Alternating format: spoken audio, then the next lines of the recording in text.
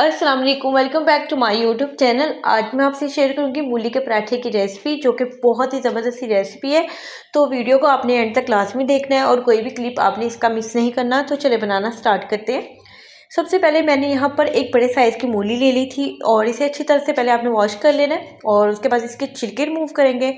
और छिलके रिमूव करने के बाद दोबारा इसे अच्छी तरह से हम साफ़ कर लेंगे पानी के साथ। तो वो लोग जो अक्सर मूली का पराठा बनाते हैं, लेकिन उनका मूली का पराठा जो है वो बिखर जाता है, टूट जाता है। तो क्या वजह है इसकी, आपको इसके बारे में भी मैं आपको लाजमी एक टिप दूंगी। तो उसे अगर आप फॉलो करेंगे तो इंशाल्लाह ताला आपका भी मूली का जो पराठा है बिल्कुल परफेक्ट बनेगा।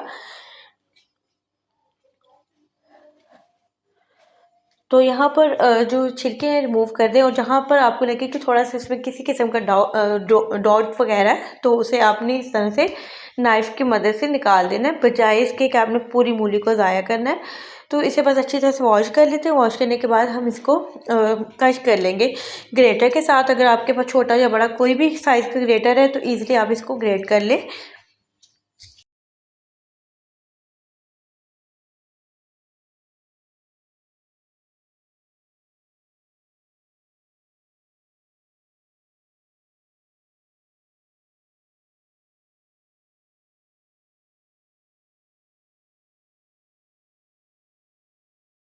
तो मूलियों को मैंने यहाँ पर क्रश कर लिया था अच्छी तरह से और एक साइड पर रख दिया। और साथ ही यहाँ पर मैंने तकरीबन एक मीडियम साइज़ का प्याज लिया, और यहाँ मीडियम साइज़ का मैंने प्याज लिया और प्याज को भी हम इस तरह से कटर की मदद से काटेंगे। किसी भी शेप में आप काटें, लेकिन थोड़ा सा बारीक हमें चाहिए।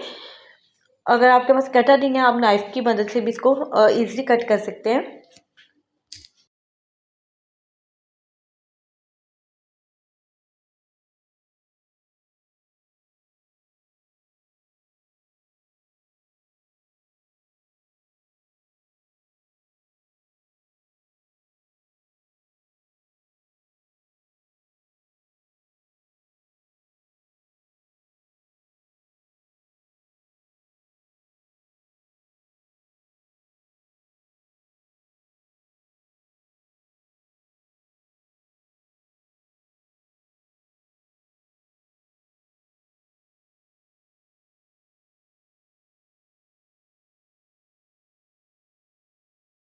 तो प्याज हमारा ऑलमोस्ट यहाँ पे डन हो गया, दोनों चीज़ हमारी डन हो गई थी। प्याज को हम मूलियों में शामिल कर देते हैं और मूलियों में शामिल करने के बाद हम इसको हमें थोड़ा सा मिक्स कर लें। आप वैसे इसे इजीली हाथों से निचोड़ कर इसका हमने पानी निकालना है। मतलब मूली में और प्याज में बहुत ज़्यादा पानी होता है, तो अगर पानी के साथ हम इसमें कोई भी मसाले वगैरह ऐड करेंगे तो आपका जो पराठा है बिल्कुल सौगी सा हो जाएगा, बिल्कुल पानी वाला बनेगा और आपका पराठा भी टूटेगा। तो आपने इसको अच्छी तरह से निचोड़ना है और सारा पानी जो है वो इसी तरह से हम हाथों से निचोड़ निचोड़ के बिल्कुल ड्राई कर लेंगे मूलियों को और प्याज को।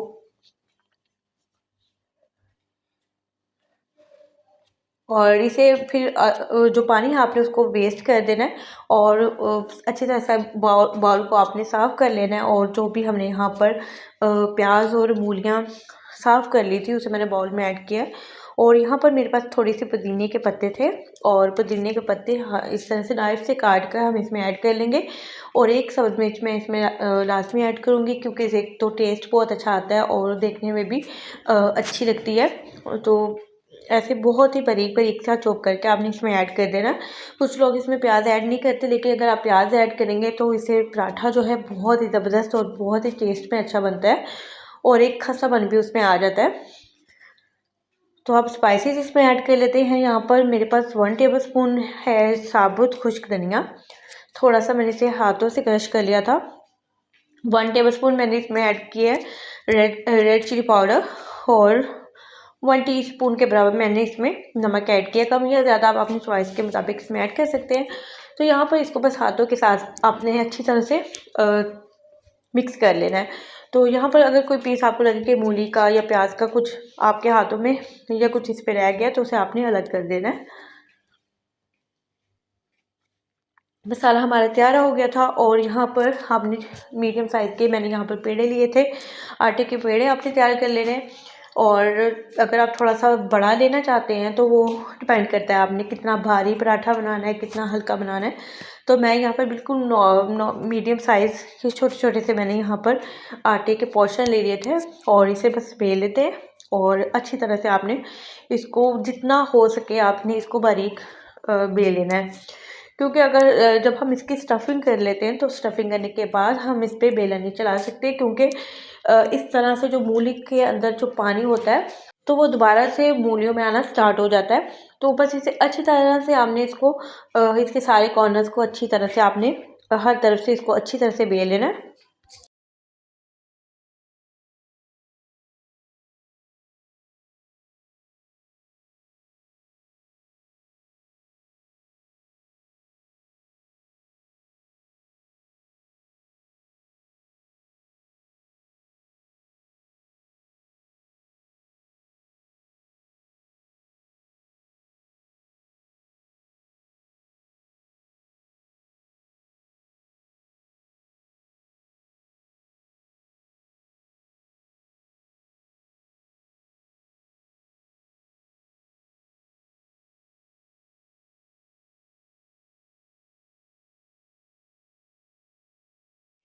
तो दूसरी रोटी को मैंने अच्छी तरह से यहाँ पर बेल लिया था, बिल्कुल बारीक मैंने यहाँ पर बेला है और मूलियाँ जो है यहाँ पर मैंने तैयार करके रखी थी। उसकी स्टफिंग हम इसमें ऐड कर लेते हैं, कम या ज़्यादा आप अपनी चॉइस के मुताबिक इसमें ऐड कर सकते हैं। मैं थोड़ा-सा ज़्यादा, बहुत ज़्यादा आपने ओवर इसको भी बहुत ज़्यादा आपने भर नहीं देना।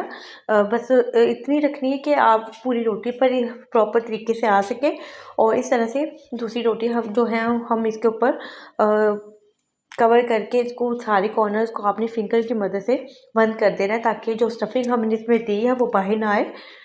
और बेलन आपने इसमें बिल्कुल भी नहीं चलाना। इसके कॉर्नर्स को बंद करने के बाद हम इसको बस हाथों की मदद से थोड़ा-सा बड़ा कर लेंगे।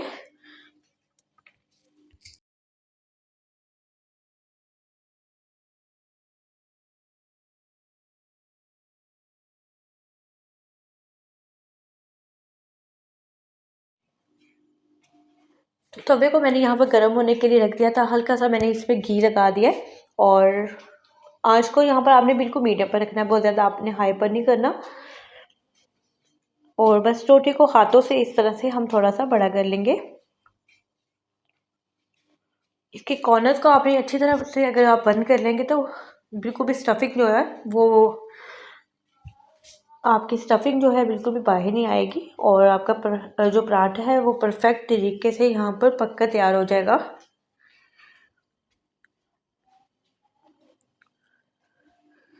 2 से 3 टेबलस्पून आपने घी के एक साइड पे लगाने और जब थोड़ी-सी गोल्डन शेड एक साइड पे आ जाए तो दूसरी साइड पे भी आपने 2 से 3 टेबलस्पून घी लगाने और बिल्कुल मीडियम आंच पर हम इसे पकाएँगे और एक गोल्डन सा सुनहरी सा कलर आने के बाद हम इसे जो है तवे से उतार लेंगे।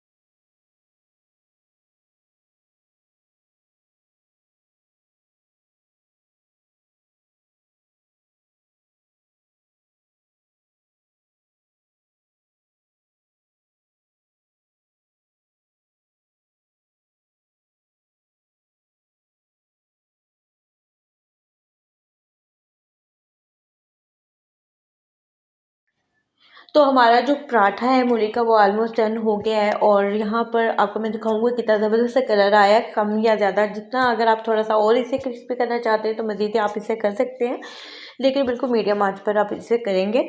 तो ज़बरदस्त सा हमारा मूली का पराठा अब तैयार है खाने के लिए। आप इसे पुदीने की चटनी रायते के साथ पेश करें।